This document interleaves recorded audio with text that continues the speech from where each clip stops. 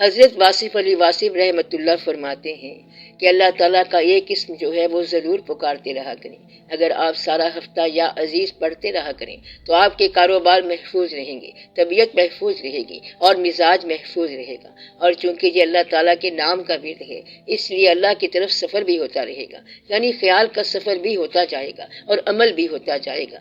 تو وہ قوت بھی ہے اور غالب بھی ہے۔ اللہ تعالیٰ حکمت والا ہے، طاقت والا ہے، عزت والا ہے، دینے والا ہے اور غلبے والا ہے۔ اس لیے اللہ تعالیٰ کے جتنے اسما ہیں ان کا آپ باری باری ورد کر سکتے ہیں۔ اگر 99 اسما کا ورد کرنا ہے تو ایک ہفتہ ایک اسم کا ورد کیا کریں۔ یہ کل 99 ہفتے کی بات ہے، تو ایک ایک ہفتہ ایک اسم کا ورد رکھو جاری، اور دوسرے ہفتے دوسرا نام، تو پھر آپ اسما باری تعالیٰ کے قاری بن جائیں گے۔ پھر ایک خاص واقعہ بن جائے گا، نیکی ہو جائے گی اور مشاہدہ ہو جائے گا۔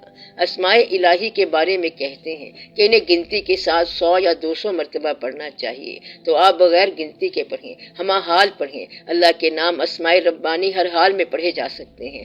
حضور پاک صلی اللہ علیہ وسلم کے اسماء کی بات بعد میں ہوگی، وہ اور حساب ہے۔ جب انسان دنیا کی باریکیوں میں اور دنیا کی پیچیدگیوں میں انوالو ہو جائے، گھر جائے، تو اس میں سے اپنے آپ کو نکالے۔ وہاں پر اس کے کولاپس ہونے کا ڈر ہوتا ہے، تو وہاں پر اللہ تعالیٰ کو مدد کے لیے پکارو۔ ایک آدمی نے مجھ سے کہا کہ میں آئندہ تو حرام کا، رشوت کا پیسہ نہیں لوں گا، لیکن یہ جو اس پیسے سے میں نے دکان بنا لی ہے اس کا کیا کروں؟ اس میں کچھ پیسے میرے اپنے بھی ہیں۔ میں نے پوچھا رشوت کے پیسے کتنے تھے؟ اس نے وہ پیسے بتائے، تو میں نے کہا اتنے پیسے تم اللہ تعالیٰ کو دے دو۔ کہتا ہے سمجھ نہیں آئی، دینا بڑا مشکل ہے۔ اسے بتایا کہ اللہ تعالیٰ سے وعدہ کرو کہ یا رب العالمین میں آئندہ رشوت کا کوئی پیسہ نہیں لوں گا۔ میں نے کہا جس پوسٹ پہ تو ہے یہ پوسٹ بدل لے اور اس دکان کا ایک شعبہ، ایک حصہ کسی غریب بیوہ کی مدد کے لیے وقف کر دے۔ اس نے یہ کر لیا، اور پھر اس کو اس مدد کا اتنا لطف آیا کہ اب اس کی بہت سی دکانیں ہیں اور کتنے ہی لوگوں کی مدد کرتا ہے۔ کہنے لگا میں نے 2 دکانیں مدد کے لیے ریزرو کر دی ہیں، تو اگر نیت ٹھیک ہو جائے تو غلط سٹرکچر بھی سارے کا سارا ٹھیک ہو جاتا ہے۔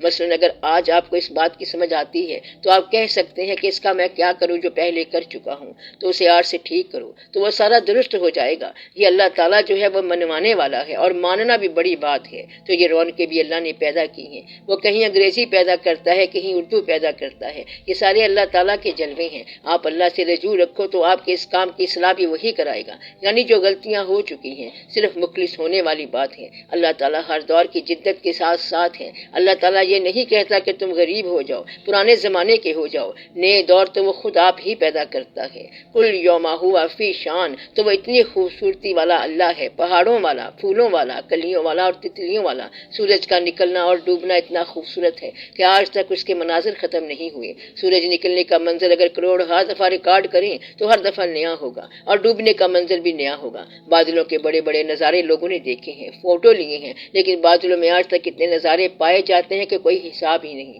اور اس نے آسمانوں میں قوس و قزح کے رنگ ڈال دیے۔ یہ کمال کی بات ہے۔ تو جو کچھ آپ کے پاس حسن ہے وہ آسمان سے نازل ہوا۔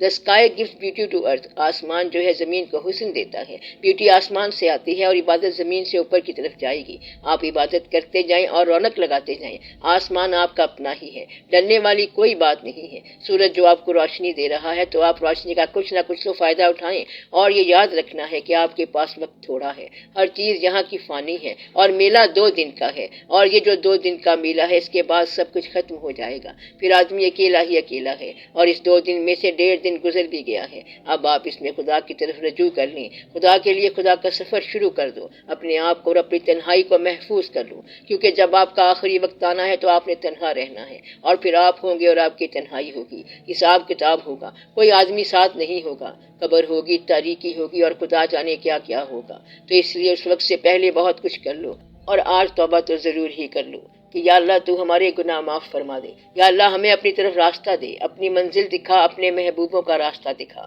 اپنا راستہ دکھا، ہم سے برائیاں دور فرما، ہمارے اندر جو آلائشیں ہیں ان کو دور فرما یا رب العالمین، اور ہمیں تو اپنا بنا لے بلکہ ہمارا بھی تو آپ ہی بن جا۔ تو خود ہی ہمیں دین پہ لگا دے اور خود ہی ہمیں رزلٹ دے دے، خود ہی بلا لے اپنی راہ پر اور خود ہی سنبھال لے، تو خود ہی سارے کام کر دے۔ تو نے خود ہی ہمیں اسلام کے اندر داخل کیا، خود ہی مسلمان بنایا، خود ہی تو نے حضور پاک صلی اللہ علیہ وسلم کو بھیجا، تو خود ہی ہمیں منزل عطا فرما۔ تو یہ سارا کام اس نے خود ہی کرنا ہے۔ آپ استغفار کرتے جائیں اور شکر کرتے جائیں، اور کہے کہ جو ہم سے غلطیاں ہو گئی ہیں اس سے ہم توبہ کرتے ہیں، اور یا اللہ تو مہربان ہے، ہم تیرے مہربان ہونے کا شکریہ ادا کرتے ہیں۔